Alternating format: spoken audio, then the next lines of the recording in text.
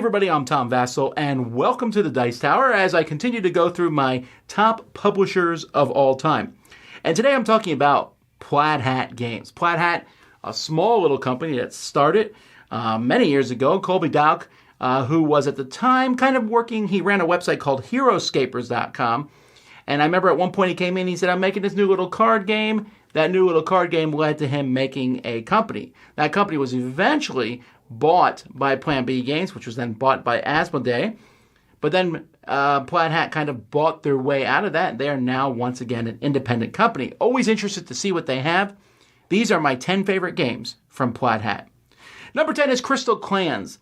Now, Crystal Clans never really took off the way some of their other card games did. And just as a heads up, it did, for me, beat out a game that did do well for them, Ashes. I like Crystal Clans a little better. I've described this as a knife fight in a phone booth, but it has a really interesting mechanism. As you're moving your little cards around the board, your forces, they kind of stack. And so the more cards that are there, their abilities kind of combine. It's a pretty neat idea. Just feels a little bit different than everything else that they've done. So that's Crystal Clans. Number 9 is City of Remnants. Now, City of Remnants is definitely a hodgepodge of a game. Essentially, you are in some futuristic city that's ruled by evil aliens. You are starting your own little rebellion. Everyone's starting their own little rebellion. So these overlords are trying to shut you down. There's a little bit of deck building in it. There's a little bit of a lot of things in it. I think it comes together pretty well. I'm not sure it's aged particularly well. It's been almost a decade now since it's come out. But I still think it's a neat game. And it's probably one that you can find for a pretty inexpensive price. That's City of Remnants. Number 8 is the game that made Plaid Hat financially profitable. Huge game. I think it's probably the game that's done the best for them, and that's Mice and Mystics. Mice and Mystics, which takes the idea of Mouse Guard and Redwall and takes it into a board game. At the beginning of the game, you start out as some human beings, but you're transformed into mice. And the whole human being thing almost becomes a thing of the past. You're just mice now. And you are playing an RPG of sorts, going around and fighting cockroaches and other little evil enemies. And what makes this game so good is it's a fascinating story, for one. And two, it's when it really works well for kids. It's a great family-style game. And the idea that you're going through a book, this was the first time I saw this. Plaid Hat has definitely followed up on this many more times, but this game is still a classic, Mice and Mystics. Number 7 is Crossfire.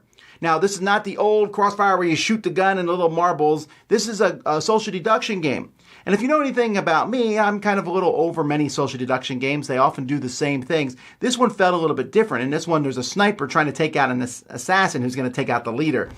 There's actually multiple ways to play it, but that's my favorite way to play.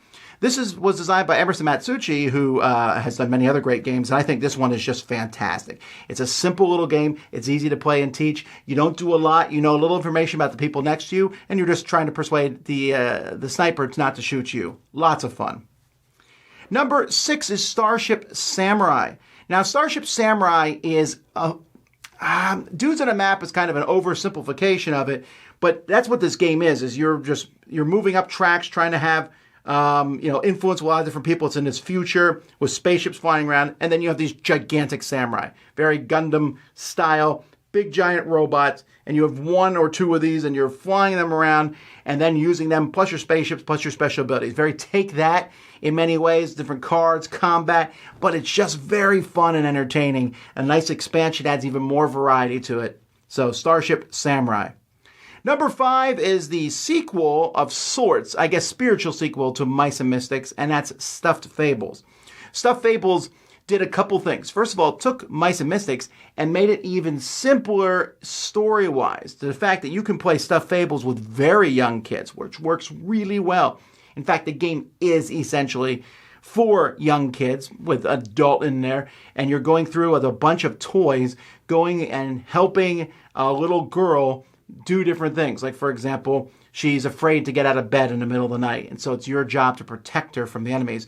And the storyline, and again, it's going through that book. Really neat components, a lot of fun theme involved in this one. If you have kids, it's worth checking out. That's Stuffed Fables.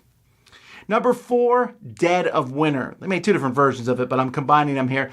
Dead of Winter is the game in which zombies and social deduction games kind of met.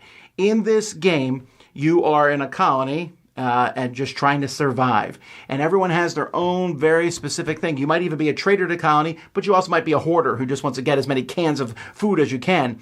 And so your own personal goal mixed with the colony's goal of just trying to survive, going out and finding things.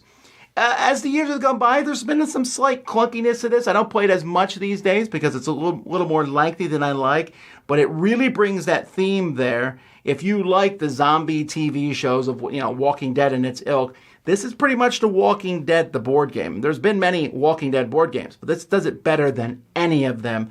And it does the zombie thing in a really neat way where they're there, but they're in the background, and really the worst humans are each other. Number 3 is Spectre Ops. This is another one from Emerson. Another one that there's 2 versions of, but they play pretty much the exact same. They just have some different rules and terrain and characters.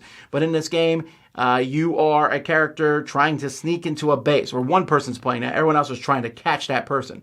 So it's a Scotland Yard-esque game. Solid Snake, it has a very similar feel to that. And so you're trying to sneak in, everyone's trying to find you. In this genre, this is one of the best of these types of games. It's fantastic and fun. My top 2 from Plaid Hat are pretty easy. They were easily 1-2 for me. They're just fantastic games. Number 2 is Forgotten Waters. Forgotten Waters is a pirate-themed game in which you, with the assistance of an amazing app, with great voice acting. It's a cooperative game. You're going out on some sort of adventure with a captain. And it's a little bit sandboxy in the sense that you can go anywhere. It's worker placement where you're flipping through a book to different pages, placing workers, fighting off enemies, discovering new lands. There's a bit of fantastical stuff scattered in there, very Pirates of the Caribbean-esque stuff. It just comes together to make a really entertaining, fun experience. And then my number 1, of which there was no question, the game that started Plaid Hat Games, and the game for me, which is just still one of the best games ever made, and that's Summoner Wars. Summoner Wars, where you have a deck of cards and a summoner against another deck of cards and a summoner. And there's a lot of these games out there, Magic the Gathering and things like that, where it's one Magic user versus another Magic user. This is amazing. It's a small deck. The deck is set at the beginning of the game. The decks are very, very asymmetrical. Your deck is also the magic that you spend to go after the other person, to deploy units. You can't get everything out there. Each faction feels unique. They just redid it last year, a second edition of the game. And the first edition I already loved. The second cleaned it up a bit and made it even better. It's fantastic. So that's my favorite game from Plaid Hat Games, Summoner Wars. Not even a question for me. What's your favorite game from Plaid Hat? What are some ones I didn't mention that I should have? Let me know in the comments. Until next time, I'm Tom Vasel, and you've been watching Best of Plaid Hat Games and my publisher series on the Dice Tower.